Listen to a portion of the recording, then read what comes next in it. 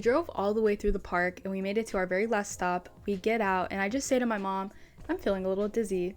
And immediately, like, her maternal instinct started to kick in. She's like, we're getting you to the car. We're getting you down from here. And we realized, wow, we're very high up in elevation. We were at 9,900 feet. Also, I live at 300 feet elevation, so this is a dramatic change for me. So immediately my mom was like, let's get you down in elevation. You probably are developing altitude sickness. So we start driving down the mountain and I'm still feeling dizzy and I start to feel euphoric, nauseous, and confused. So I'm typically the navigator for my mom. My mom does the driving and I do the navigation, but I was having a really hard time navigating for her. I would tell her to turn early or late, and then I also couldn't match up a photo of our Airbnb to the actual Airbnb. It was really difficult for me to have a fluid conversation. But after being at lower elevation, around 6,000 feet for a while, I started to acclimate to that and reground, and I was able to have a stable conversation. I had a lot more clarity and everything was fine. But I did experience altitude sickness at Bryce Canyon. And then the next day, day 7, I woke up feeling a lot better. My mom let me sleep in and I think that really helped with my recovery. So as soon as I was up and able, we packed up and hit the road again. This time to Zion National Park.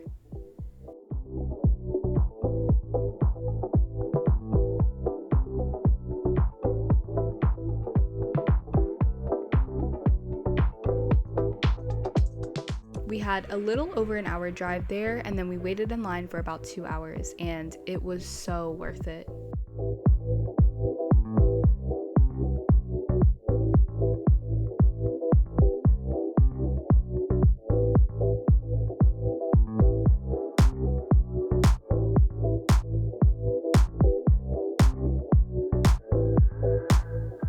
We parked at the visitor center and took a bus up to our trail. We took it pretty slow considering my altitude sickness, so we just sat and appreciated the canyon, the river, the birds, and the trees.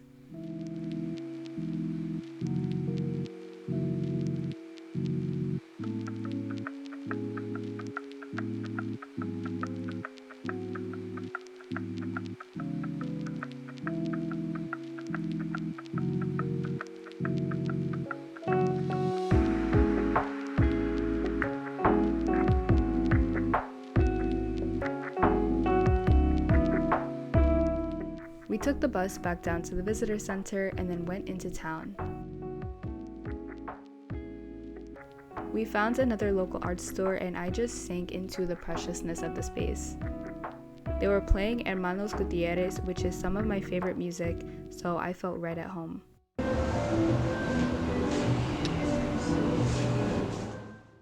We found some delicious food and then headed to our Airbnb. And they had such a nice welcome set up for us. We were so cozy and so appreciative, and we got a really good night of rest.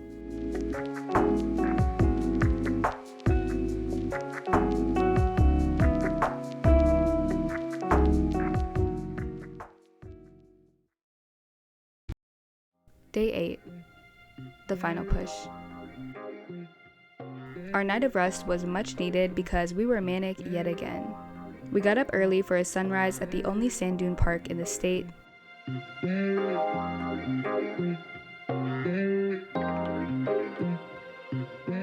And then stopped at the largest animal sanctuary in the nation for an impromptu tour. We went back to the Airbnb, napped, checked out, got coffee, ate a little food, and then started our drive back to Salt Lake City.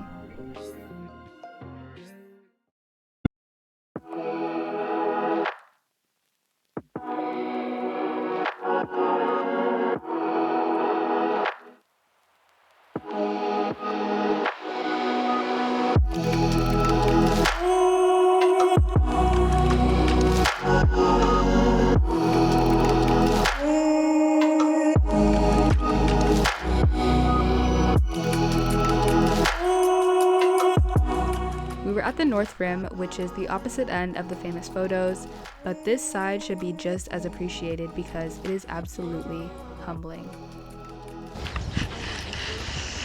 That's where we just were. Right here. We were there for about 2 hours, then headed back to Kanab for another burger. We hit the road again and drove a very painful but very beautiful 6 hours. We finally made it to our Airbnb in the late hours of the night and crashed.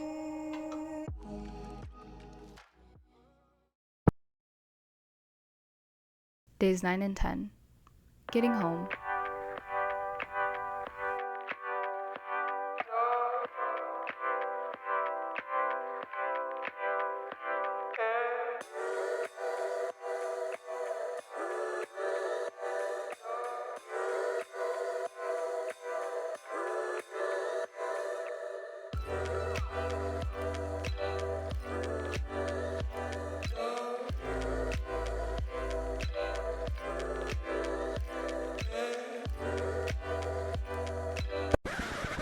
So, another change of plans. Our first flight was delayed 50 minutes because of maintenance. We get to the gate at our second flight the minute of departure, so we cannot get on board. Thankfully, since it was the airline's fault, they put us in a hotel and they gave us food vouchers. So we just stayed in and got Uber Eats from TLC Vegan Cafe. And by the way, Dallas has a really incredible selection of vegan restaurants if you're ever in the area. But after we ate, we just passed out since we had an early flight the next morning. Day 10. We used our food voucher for free Dunkin' and had a straight flight back to North Carolina, where we were picked up by my grandma and whisked away to our home. And that was the trip. And this was one of my favorite trips because I just didn't know what to expect the whole time, but all of it was incredible and all of it was amazing and so vibrant, so full, so colorful. We really got out what we put in. We didn't waste a minute of our time. And I think it's really cool how many experiences came from one event. Like me hearing about other people going to Arches, and then me myself going to Moab and it turning into an entire trip across Utah, and then now me making a video out of it. There are just so many experiences from the single event of us traveling to Utah. So I'm just really excited to be able to make this video, to be able to put it into another form, and to be able to translate my personal experience to a shared experience. So thank you for letting me share, and thank you if you made it this far for watching the video. I've had a lot of fun and it's been a huge challenge to edit for me. So the whole process from planning the trip, booking it, leaving, going to now posting is going to be an incredible learning experience for me. Thank you again for watching, and I hope to see you again in a future video. Bye!